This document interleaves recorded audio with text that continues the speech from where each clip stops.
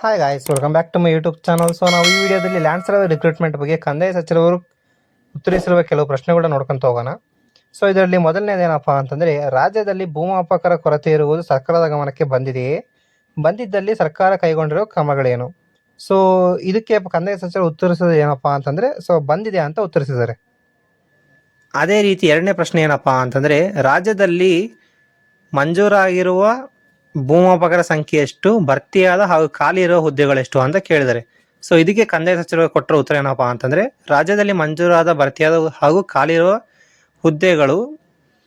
ಹುದ್ದೆಗಳ ವಿವರ ಈ ಕೆಳಗಂಡಂತೆ ಕೊಟ್ಟಿರುತ್ತೆ. ಸೊ ಮಂಜೂರಾದ ಎಷ್ಟಪ್ಪ ಅಂದರೆ 4020, ಅದೇ ರೀತಿ ಭರ್ತಿಯಾಗಿರೋದು 3049, ಖಾಲಿ ಇರುವುದು 970.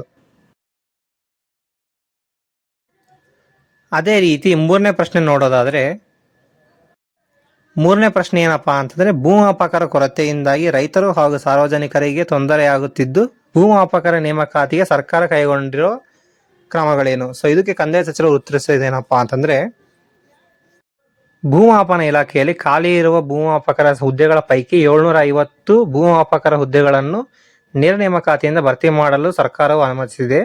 ಅದರಂತೆ ಕರ್ನಾಟಕ ಲೋಕಸೇವಾ ಆಯೋಗದವರಿಗೆ ನೇರ ನೇಮಕಾತಿಯಿಂದ ಭರ್ತಿ ಮಾಡಲು ಕೋರಲಾಗಿ ಕರ್ನಾಟಕ ಲೋಕಸೇವಾ ಆಯೋಗವು ನೇಮಕಾತಿ ಸಂಬಂಧ ಅಧಿಸೂಚನೆ ಹೊರಡಿಸಿರುತ್ತದೆ.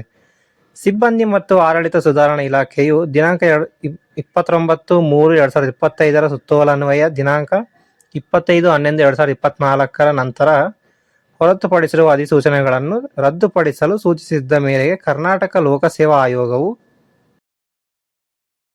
ನೇಮಕಾತಿ ಪ್ರಕ್ರಿಯೆಯನ್ನು ತಾತ್ಕಾಲಿಕವಾಗಿ ರದ್ದುಗೊಳಿಸಲಾಗಿದ್ದು, ಕರ್ನಾಟಕ ಲೋಕಸೇವಾ ಆಯೋಗದಲ್ಲಿ ಸದರಿ ಪ್ರಸ್ತಾವನೆಯು ಬಾಕಿ ಇರುತ್ತದೆ.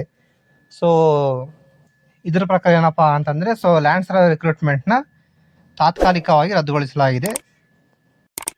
ಅದೇ ರೀತಿ ಮುಂದುವರೆದು ಹೆಚ್ಚುವರಿಯಾಗಿ 1000 ಪರವಾನಗಿ ಭೂಮಾಪಕರುಗಳನ್ನು ಆಯ್ಕೆ ಮಾಡಿಕೊಳ್ಳಲು ಸಂಬಂಧ ಆರ್ಥಿಕ ಇಲಾಖೆಯ ಸಹಮತಿ ಕೋರಿ ಪ್ರಸ್ತಾವನೆ ಸಲ್ಲಿಸಲಾಗಿರುತ್ತದೆ. ಅಂದರೆ 1000 ಲೈಸೆನ್ಸ್ಡ್ ಸರ್ವೇಯರ್ಗಳನ್ನು ರಿಕ್ರೂಟ್ಮೆಂಟ್ ಮಾಡಲಾಗುತ್ತದೆ ಅಂತ ಕೂಡ ತಿಳಿಸಿದ್ದಾರೆ.